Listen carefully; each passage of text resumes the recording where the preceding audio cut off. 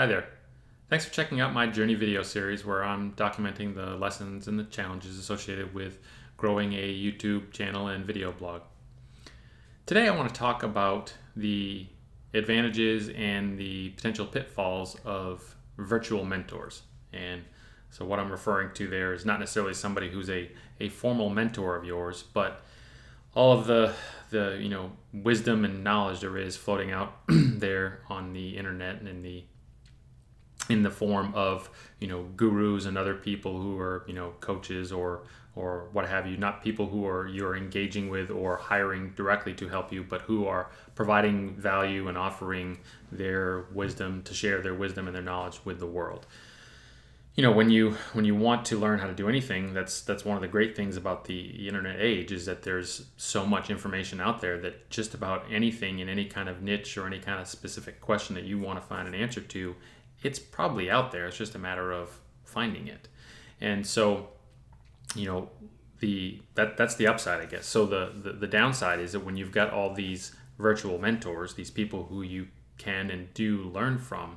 is that it's very easy to get drawn into a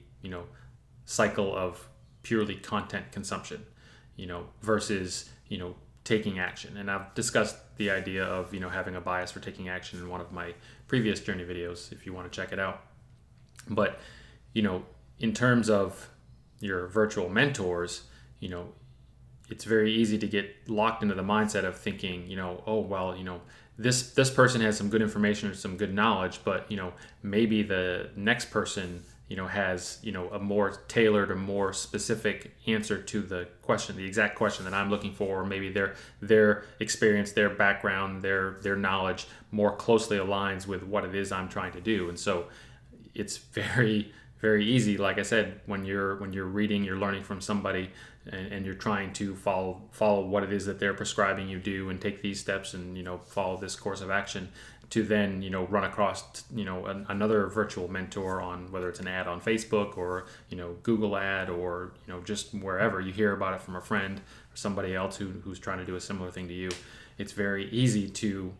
find yourself thinking, oh well, I'll just check out what they're saying. And then when you watch their sales video, or you watch you read their one of their website pages, it sounds like they have the exact right solution that you're looking for, and you think, well, I should probably at least check that out. And then you ultimately end up diverting time and attention and focus to check that out, and maybe you start going down that path until you find out that it's not still quite exactly what you wanted or what you needed, or maybe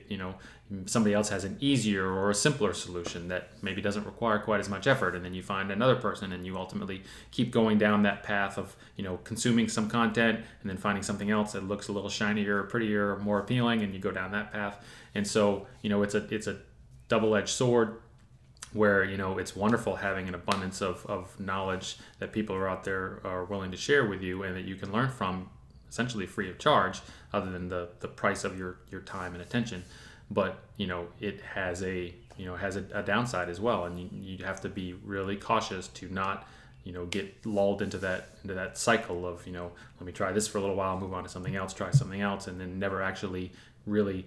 doing anything and pushing the rock forward, so to speak, and actually starting to make progress on your goals. And so I've found myself having to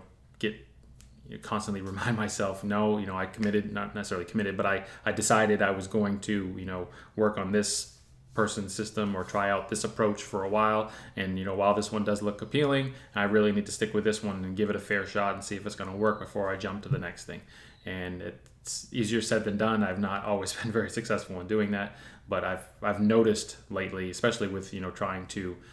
build and grow a business, that it's there's so many things that I need to learn, and there's so much information and knowledge out there, and people who are willing to share it and give it to me, that it gets overwhelming, and I want to try to learn it as efficiently and as quickly as possible. So I'm constantly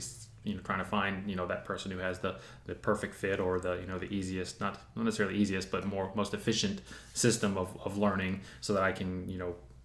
dedicate some additional time for one of the other 100 things that I need to learn how to do. And so it's a very strong urge to want to try to optimize that learning process, but at the same time, if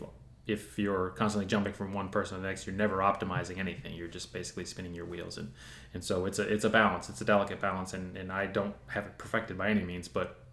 it's something that I'm mindful of and that I consciously have to remind myself of, particularly when I'm doing my kind of free thinking and strategic planning process on, where my, kind of the 10,000 foot level, at least not the 30,000 foot, but the, the kind of the weekly review, monthly review, where am I spending my time? Where am I dedicating my focus and my attention on the kinds of things that I'm learning, and try to be, intentional on staying focused on the things that I've committed to myself to trying to learn versus jumping to the next new thing. So